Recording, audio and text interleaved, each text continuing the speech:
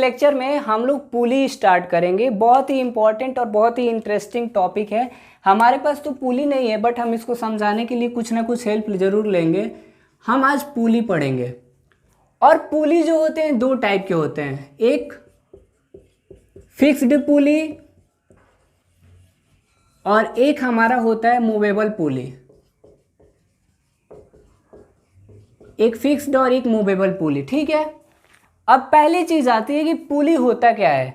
तो एक simple machine होता है, सिंपल मशीन जो कि एक सर्कुलर डिस्क के फॉर्म में होता है, सर्कुलर डिस्क के फॉर्म में होता है, सर्कुलर डिस्क के फॉर्म में या रिम के फॉर्म में।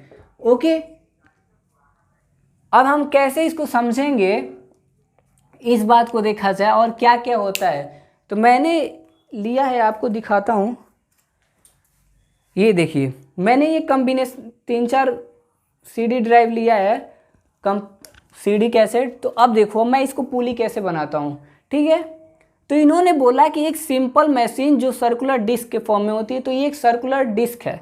ओके, ये एक सर्कुलर डिस्क है। अब इन्होंने बोला कि एक सिंपल मशीन जो अपने एक्सिस ऑफ रोटेशन के अलोंग मूव करती है। ओके, तो ये मैंने बोला कि ये इसका सेंटर है, ये इसका एक्सिस ऑफ रोटेशन है।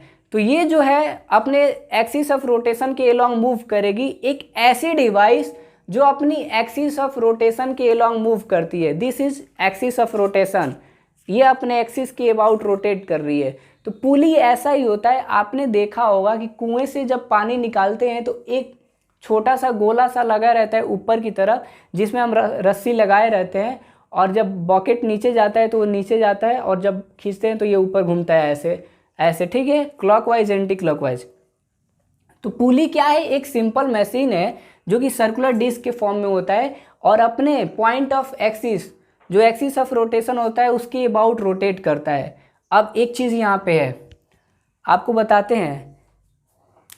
अब इसको अगर हमें रोटेट कराना है, क्या कराना है, रोटेट, पुली को रोटेट कराना है। देखिए, मैंने बोला कि ये एक पुली है, ठीक।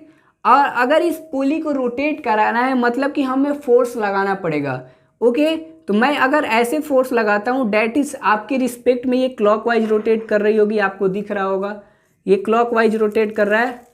ओके, क्लॉकवाइज रोटेट करेगा, ठीक है, ये क्लॉकवाइज रोटेट कर रहा है। तो मैंने क्या किया, एक फोर्स लगाया, एक फोर्स लगाया, ठीक है। और एक अगर ऐसे घुमा दें तो भी मैंने एक फोर्स लगाया। मतलब कि अगर पुली को घुमाना है तो हमें कोई एक्सटर्नल फोर्स की ज़रूरत पड़ेगी, और जिस फोर्स की वजह से, जिस एक्शन की वजह से कोई भी चीज़ अपने एक्सिस के अबाउट रोटेट करती है, हम उसको टॉर्क बोलते हैं, टॉर्क। अभी हम लोग 7th चैप्टर में इसको पढ़ेंगे। एक ऐसा फोर्स जो किसी भी चीज़ को अपने एक्सिस के अबाउट रोटेट करने के लिए मजबूर कर दे, उसको टॉर्क कहते हैं। मीन्स कि वो फोर्स जिसकी वजह से कोई भी ऑब्जेक्ट रोटेट करता है, ऑब्जेक्ट रोटेटिंग फोर्स, कोई भी ऑब्जेक्ट रोटेट करता है, उसको हम क्या बोलते हैं, टॉर्क बोलते हैं। यानी कि अगर मुझे इस पुली को घुमाना है तो मुझे एक टॉर्क लगाना पड़ेगा। ओके, और अगर ये कैसे घूम रहा है, तो क्लॉकवाइज, ये आपके रिस्पेक्ट में क्लॉकवाइज घूम रहा है, मेरे रिस्पेक्ट में भी क्लॉकवाइज घूम रहा है, ठीक है। क्लॉकवाइज मतलब कि घड़ी का सही चलना, सीधा डायरेक्शन में चलना। Okay, clockwise. तो ये क्लॉकवाइज अगर ऐसे घुमाएंगे तो एंटी क्लॉकवाइज। अब आते हैं इसका कंसेप्ट समझते हैं पुली का, ठीक है।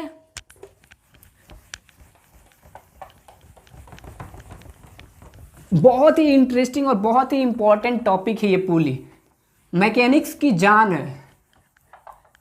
और कंफ्यूजन तो होता नहीं है, लेकिन देखते हैं। तो अब बोले कि ये एक पुली है, इसका एक्सिस ऑफ रोटेशन है, इसके अबाउट ये रोटेट करता है। मैंने इस पे एक रस्सी लगा दिया, ठीक है। इमेजिन करना ये एक रस्सी है, ठीक है, ये। ओके, तो मैं बोलूं कि अगर मुझे क्लॉकवाइज रोटेट कराना है, डेट इज ये क्लॉकवाइज, तो एक टॉर्क लगाना पड़ेगा, ठीक है, टॉर्क लगाना पड़ेगा। अगर ऐसे समझ लो कि मैं इस रस्सी को पकड़ के, अगर ये पुली है, ठीक है, और मैं इस रस्सी को पकड़ के ऐसा खींच रहा हूँ, तो ये पुली रोटेट करेगा, घूमेगा अपने एक्सिस के अबाउट। तो मैंने इधर क्या किया, फोर्स लगाया, ठीक है, ऐसे ही इधर। तो अब क्या होता है कि मान लो ये T2 है, ये T1 है, T1 T2 आप फैमिलियर हो, टेंशन मतलब एक फोर्स, ठीक है। तो अब हमें क्या होता है कि अगर ये लाइट पुली है, तो जो टेंशन होता है इसके रूप में, इसके थ्रेड में, वो क्या होता है, बराबर होता है, ये हमको देखना है। तो क्या करेंगे, देखो, anticlockwise torque minus clockwise torque, anticlockwise torque minus clockwise torque equal to QUE। Torque equal to moment of inertia into angular acceleration. Okay, अब टॉर्क इसको हम रिप्रेजेंट करते हैं टाउ से, टाउ जी से, ठीक है, ये ताऊ जी हैं, ठीक है, टाउ से रिप्रेजेंट करते हैं। तो कह रहा है कि क्लॉकवाइज टॉर्क या टी दिया है, ठीक है, तो इसको क्या बोलेंगे, अब टॉर्क जो होता है वो होता है R into perpendicular force, that is RF बोल दो। तो अब देखो इसका रेडियस कितना है, R, तो मैंने एक टॉर्क लगाया anti clockwise, that is T1 cross R। जब साइन थीटा आएगा, अभी बताता हूँ आपको, अभी बहुत ये पढ़ना है, ये टॉर्क हमको 7 चैप्टर में पढ़ना है। तो tau into R minus T2 into R equal to moment of inertia I into alpha आपने पढ़ के आया है सर्कुलर मोशन में, मैंने बताया है। तो क्या होगा कि अगर ये लाइट पुली है, यानी कि इसका मास जो होगा नेग्लेजिबल होगा, मतलब कि moment of inertia I equal to mr², ये जो होगा 0 होगा, यानी कि जो हमारा T1 into R equal to T2 into R, this implies T1 equal to T2, ठीक है। मतलब कि अगर मास जो है नेग्लेजिबल है तो मोमेंट ऑफ इनर्शिया 0 होगा। तो यहाँ से ये पता चला कि जो पुली है, अगर वो लाइट पुली है तो टेंशन जो होगा वो इक्वल होगा, T1 इक्वल टू T2, इसको हम यहाँ से T भी बोल सकते हैं, ठीक है, T1 equal to T2 equal to T। तो हमें इस पर ज़्यादा फोकस नहीं करना है, डेरिवेशन क्यों ऐसा आ गया ये नहीं देखना है, हमें बस इतना याद रखना है कि अगर वो लाइट पुली है तो उसका जो टेंशन होगा स्ट्रिंग में या रस्सी में, जो भी टेंशन आएगा वो हमारा बराबर आएगा। अब हम इसको अप्लाई करते हैं, क्वेश्चन अब इस पे किया जाए। ताऊ जी को भूलना है, अभी ताऊ जी को हम लोग पढ़ेंगे 7 चैप्टर में। और हम अभी जो पढ़ रहे हैं ये फिक्स्ड पुली पढ़ रहे हैं, हम जो भी पढ़ रहे हैं फिक्स पुली पढ़ रहे हैं, जिसका पोजीशन फिक्स होता है, वो मूव नहीं करता है, मतलब खुद मूव नहीं करता है, अपने एक्सिस के अबाउट मूव करता है, वो फिक्स पुली होता है। अब हमें केस पढ़ने हैं। केस 1 पुली के लिए बहुत ही अच्छा क्वेश्चन है, प्यारा सा सिचुएशन है। देखो ये एक पुली है, दिख रहा होगा, ठीक है, और इसको मैंने, ये मान लो सेंटर है, इसको मैंने हैंग कर दिया, ये पुली को मैंने हैंग कर दिया, क्या कर दिया, हैंग कर दिया, और एक इधर एक इधर, और इसके बीच में ग्रैब होता है। आप ग्रैब मतलब कि इसमें गैप होता है जिसमें हम रस्सी वगैरह डाल देते हैं तो फिक्स रहता है, आप देखे होगे। तो हमें क्या करना है कि एक पुली है जिसको मैंने सस्पेंड कर दिया फ्रीली, किसी चीज़ से लटका दिया, ठीक है। अब मैं यहाँ पे कहता हूँ कि ये इस पे मास m2 है, ओके, और ये मास है m1 है, ठीक है, मास m2 मास m1, इसमें टेंशन होगा। अगर हम बोल रहे हैं कि ये पुली एंटी क्लॉकवाइज रोटेट कर रहा है, मीन्स कि इसका एक्सेलरेशन का डायरेक्शन ये है, ये ऊपर की तरफ जा रहा है, ये ऊपर की तरफ जा रहा है, ठीक है, ये ऊपर की तरफ जा रहा है, यानी कि ये नीचे आएगा, ठीक है, ऐसा ऐसा इधर से जाएगा तो ऐसा इधर से नीचे आएगा, ऐसा करेगा, ठीक है। अब इसमें टेंशन होगा T, इसमें टेंशन होगा टी। ठीक है, अब देखो कैसे, अभी इसमें टेंशन होगा, इसको T1 बोल दो। ये पुली कहता है कि मैं तुमको टेंशन दूंगा, इसने टेंशन T1 दे दिया। ये जो हमारा रिजिड सपोर्ट है ये कहता है मैं टेंशन दूंगा, T1 दे दिया। ये कहता है कि मैं तुमको टेंशन दूंगा T, और ये कहता है कि मैं तुमको टेंशन दूंगा T। ये टेंशन किसका है? ऑब्जेक्ट का। ये टेंशन किसका है? पुली का। ये टेंशन किसका है? पुली का। ये टेंशन किसका है? ऑब्जेक्ट का। मतलब कि T बराबर है। हमने अभी देखा कि अगर लाइट पुली है तो उसका टेंशन इक्वल होगा, और टेंशन देने का लेने का नहीं, हमने पहले ही बताया था। ये ऑब्जेक्ट टेंशन दिया, पुली ने भी टेंशन दिया, इसने टेंशन दिया, पुली ने भी टेंशन दिया, और इसने भी टेंशन दे दिया। ठीक है, अब फ्री बॉडी डायग्राम ये कहता है M2G। ठीक है, ये कहता है M1G। अब गौर की बात ये है कि यहाँ पे जो एक्सेलरेशन का डायरेक्शन दिया है वो मायने रखता है। ठीक है, अब उसने बोला कि अगर ये एक्सेलरेशन ए से ऊपर की तरफ जा रहा है, मतलब ये कि ये वाला फोर्स ज़्यादा है, ये कम है। ठीक है, मतलब ये कि ये वाला फोर्स, टेंशन वाला फोर्स ज़्यादा है, ये कम है। ठीक है, अब क्या करेंगे? तो कहेंगे कि T minus M2G equal to M2A। अगर ये ऊपर जा रहा है यानी कि ये फोर्स ज़्यादा है, तो T minus M2G equal to M2A। ये सारी कहानी आप पढ़ के आए हो। इस बॉडी पे देखो कि नेट फोर्स किधर है, तो उधर बॉडी मूव कर रही है, यानी कि ये ज़्यादा है, ये कम है, तो T minus M2G equal to M2A। अब इस पे बात करो, अगर ये नीचे की तरफ जा रहा है मीन्स डैट कि M1G minus T equal to M1A। M1G minus T equal to M1A। अगर ये नीचे जा रहा है मतलब कि ये फोर्स ज़्यादा है और ये कम है, तो ज़्यादा में से कम करेंगे। ठीक है, अब इसके लिए अब T1 की बात आती है। T1 की बात आती है, तो जो T1 होगा वो होगा T1 equal to T plus T। इसमें जो टेंशन आएगा, इस रस्सी में जो टेंशन आएगा वो टेंशन इसके और इसके बराबर होगा, that is 2T। T1 equal to 2T। आपको ये फिगर समझना होगा, आपको ये चीज़ ध्यान से देखनी होगी। ठीक है, क्या करना होगा? ध्यान से देखना होगा, इस फ्री बॉडी डायग्राम को समझना होगा। एक पुली है जिसमें हमने दो मास हैंग कर दिए M1 M2। अगर ये ऊपर जा रहा है एक्सेलरेशन ए से, यानी कि ये नीचे आएगा, तो अगर ये ऊपर जा रहा है मतलब कि इस ऊपर जाने वाला फोर्स ज़्यादा है, डैट मीन्स कि tension minus M2G equal to M2A। अगर ये नीचे आ रहा है मतलब कि M1G minus T equal to M1A। तो इसका टेंशन और इसका टेंशन दोनों जोड़ेंगे तो इसका टेंशन पता चलेगा। ये टेंशन, ये अलग रस्सी है, ये अलग रस्सी है, तो इसका टेंशन इन दोनों के बराबर होगा। क्यों? क्योंकि जो लोड पड़ेगा, पुली का जो लोड पड़ेगा इस पे पड़ेगा। ओके, ये चीज क्लियर है। अब दूसरी चीज आपको दिखाते हैं, केस 2 अब देखा जाए, बहुत ही इंटरेस्टिंग है और पुली आपको आना चाहिए। आप भागोगे तो बहुत प्रॉब्लम हो जाएगा, अभी बच जाओगे वो बात अलग है। केस 2 देखो, केस 2 क्या करते हैं, एक हॉरिजेंटल सरफेस है, ये मास M1 है, ओके, और यहाँ पे एक पुली है ऐसे। ठीक है, एक हॉरिजेंटल सरफेस है और ये यहाँ पे इसके एंड पे एक मास क्या है, पुली है, और ये ऐसे है।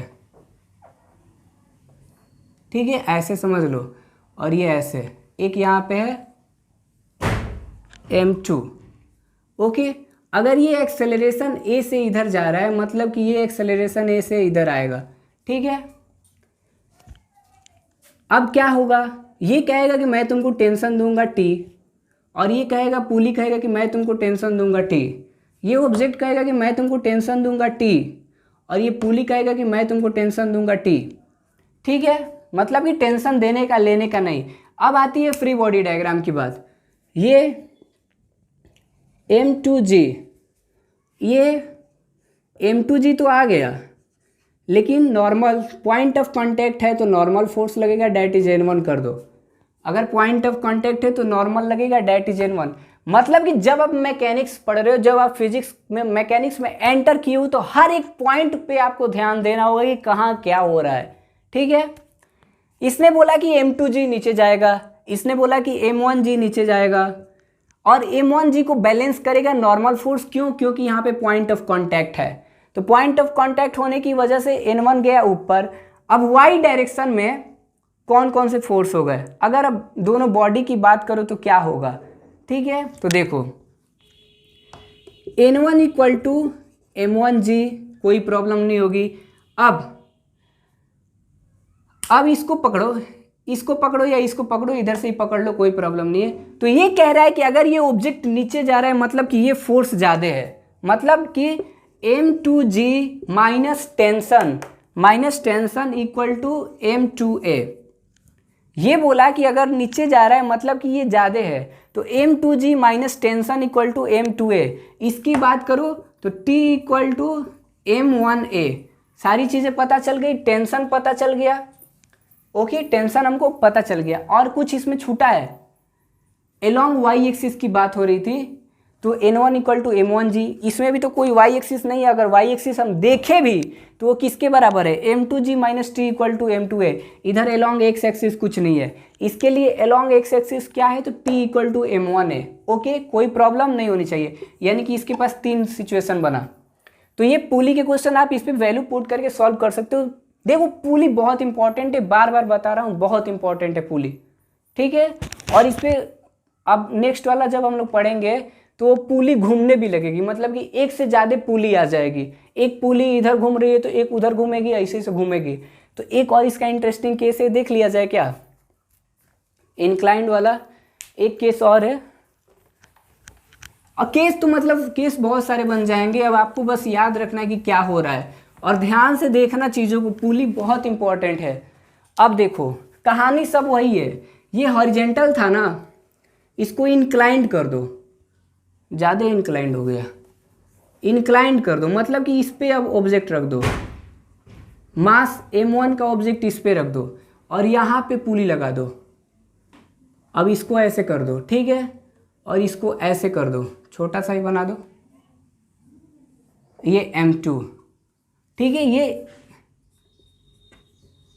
ये थीटा एंगल पे है। मैंने एक इंक्लाइंड सरफेस पे क्या कर दिया, ऑब्जेक्ट को रख दिया, और ये पुली यहां पे है। सारी कहानी वही है, ठीक है।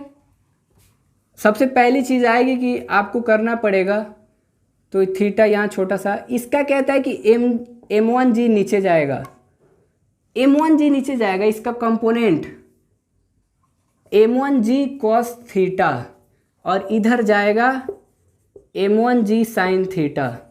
कंपोनेंट ड्रॉ करना मैंने आपको सिखा दिया है। इस मास का जो mg है वो नॉर्मल नीचे की तरफ जा रहा है, ठीक है, लेकिन इसका इंक्लाइंड होने की वजह से इसका कंपोनेंट इधर इंक्लाइंड सरफेस पे कितना जाएगा, M1G cos थीटा, तो ये कितना जाएगा, M1G sin थीटा। अब पॉइंट ऑफ कांटेक्ट है, यानी कि यहाँ नॉर्मल होगा, that is N1, okay, point of contact यानी कि नॉर्मल आ गया। अब ये कह रहा है कि M2G, अब मैं बोल दूं कि अगर ये एक्सेलरेशन A से इधर जा रहा है, ठीक है, यानी कि ये नीचे आएगा।